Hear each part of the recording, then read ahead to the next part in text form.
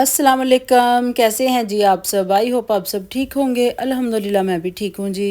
बहुत दिनों के बाद, बहुत लंबे गैप के बाद फिर से हाज़िर हूँ मैं एक नए व्लॉग के साथ, एक नई रूटीन के साथ और एक नई एनर्जी के साथ।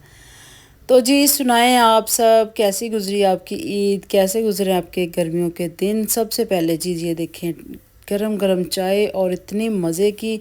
नाश्ते से ही स्टार्ट लेते हैं व्लॉग का। तो नाश्ते में वही आजकल अंडा ब्रेड, क्योंकि गर्मी बहुत ज़्यादा हो गई है और गर्मियों में कुछ भी खाने को दिल नहीं करता।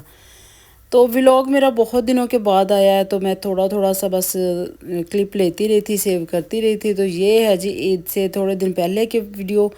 तब जी मैंने की थी थोड़ी सी शॉपिंग, क्योंकि ईद पे तो ये मस्ट होती हैं ना चीज़ें, जो कि ख़वातीन की अव्वलीन पसंद है। कपड़ों से, जूतों से पहले अपने घर की जो चीज़ें होती हैं ना, क्रॉकरी जिसमें हो गई, ये तो लाजमी है ना।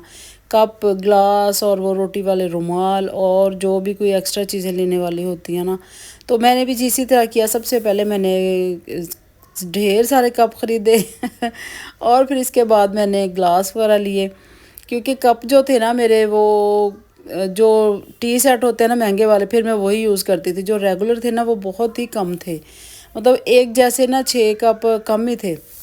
तो फिर इस दफ़ा जी मैंने क्या किया, मैंने ज़्यादा सारे कप लिए और इतने प्यारे प्यारे डिज़ाइनिंग थी ना, बहुत ही खूबसूरत मुझे लग रहे थे। ये देखिए, ये तीनों अलग अलग डिज़ाइन के। तो 6 6 ये कप हो गए और एक जो गोल्डन कलर का है 6 कप मैंने वो लिए और 2 बड़े मग लिए और ग्लास के 2 3 सेट लिए, जग लिए। इसी तरह भी जी बस कर करा के मैंने अपनी शॉपिंग कर ली कंप्लीट। साथ साथ मैं जी बना रही थी आज दोपहर को टिंडे। तो टिंडे मैं बनाती हूँ इस तरह के। सबसे पहले मैं ऑयल में करती हूँ टिंडे फ्राई। जब टिंडे अच्छी तरह से हो गए फ्राई, फिर एक बॉल में मैंने प्याज डालना है, लहसुन, अदरक, मिर्चें, हल्दी, नमक, सूखा धनिया, ये सारी चीज़ें बॉल में मिक्स करके फिर वो जो टिंडे फ्राई हो गए हैं ना, फिर उसमें हमने ये सारा मसाला डाल देना और फिर इसको हमने रख देना हल्की आंच पे दम पे। थोड़ा सा ऑयल इसमें ज़्यादा जाएगा।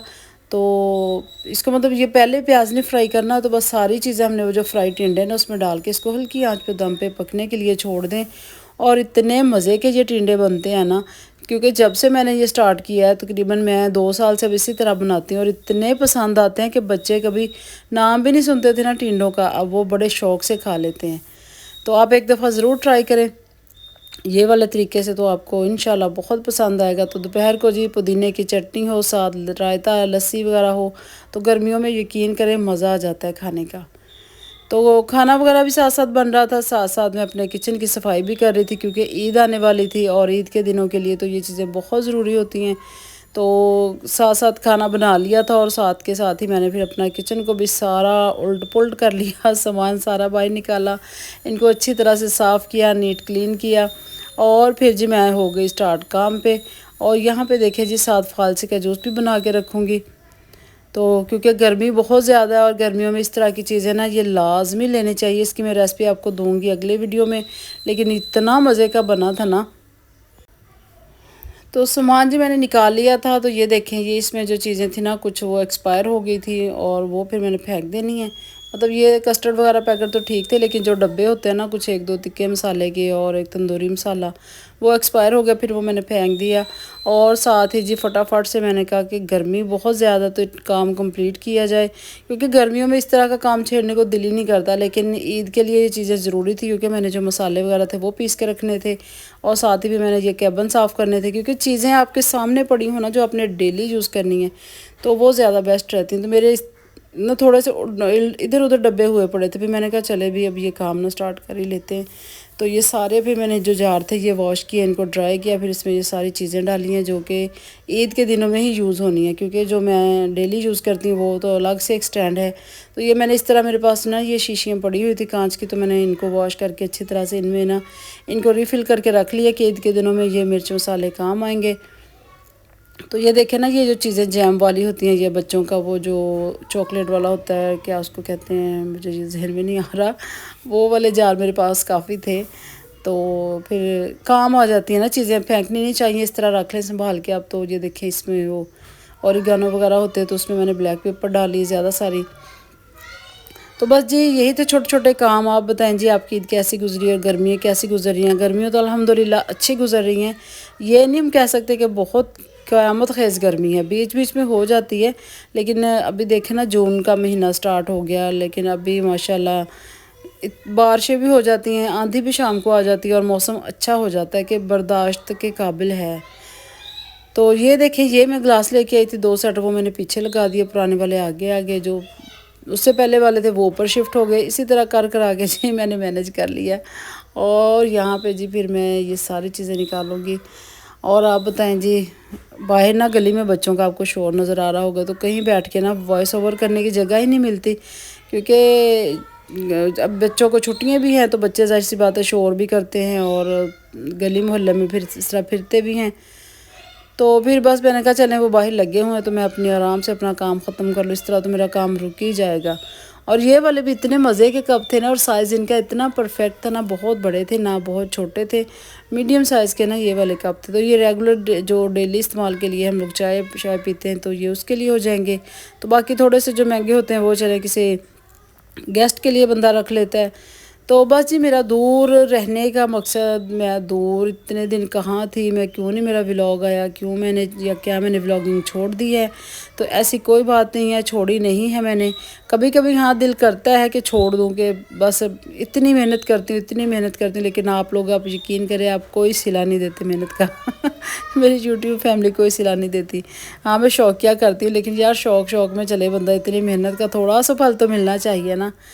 तो खैर जी मैंने छोड़ी नहीं थी, मैंने थोड़ा सा गैप लिया था क्योंकि मुझे थोड़ी सी ना स्किन एलर्जी हुई है, हो गई थी, अब तो अल्हम्दुलिल्लाह ठीक है। तो जिसकी वजह से ना मैं ज़्यादा गर्मी में जा सकती थी, ना मैं ज़्यादा काम कर सकती थी, और ना ही मैं ज़्यादा करती थी काम, क्योंकि फिर इस तरह ना मेरा बॉडी हीटअप हो जाती थी और फिर इचिंग सी होती थी और प्रॉब्लम होती। तो मैंने जितना रेस्ट किया मैंने ना, फिर वो कोई इस तरह का काम नहीं किया कि जिससे मुझे स्वेटिंग हो, जिससे मुझे फिर एलर्जी में प्रॉब्लम हो।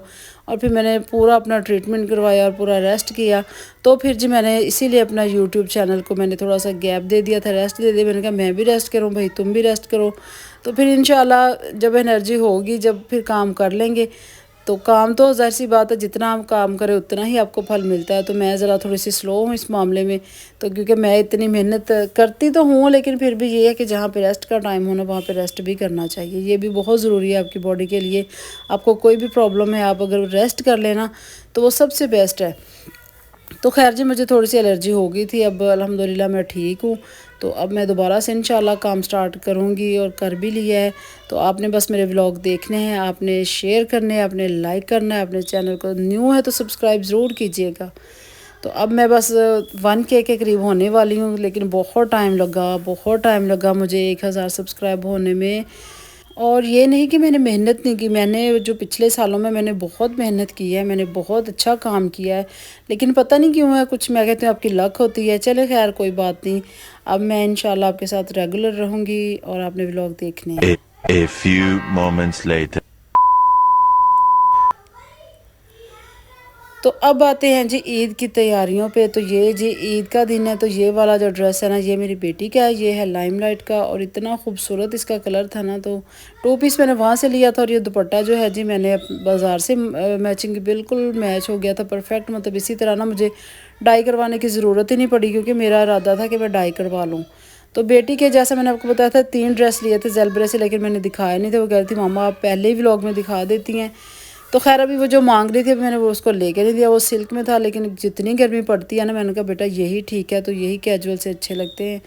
और मैंने ये वाले ड्रेस लिए थे, ये मैंने भी ज़ेलब्रे से लिए थे। ये देखें ये 3 पीस है, तो ये भी बहुत अच्छा था। इनकी लॉन बड़ी मज़े की है यार, लॉन इतनी पुरसकून है और साइज़ इतने अच्छे हैं ना। मैंने कभी ना स्टिच में मैंने कभी ज़िंदगी में लिए ही नहीं थे, लेकिन जब से ज़ेलब्रे के लेने लगी हूँ ना, तो मेरा स्टिच करवाने को दिल ही नहीं करता, इतने परफेक्ट इनके साइज़ है ना।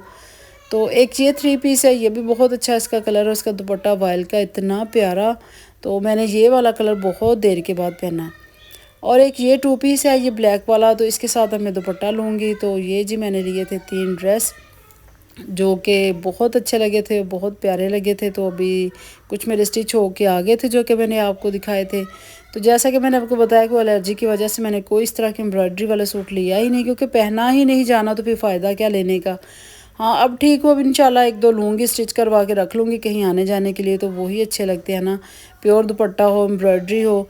तो ये वाला बेटी का ड्रेस मुझे बहुत ही अच्छा लगा, मेरा दिल कर रहा था मैं ख़ुद अपने लिए ले लूँ। इतना प्यारा कलर, इतनी प्यारी इसकी शर्ट और स्टाइलिंग इतनी अच्छी थी ना। ये वो उसके साथ था शलवार टाइप, शलवार के साथ था। हाँ ये देखिए, ये मैं आपको पूरा दिखा रही हूँ।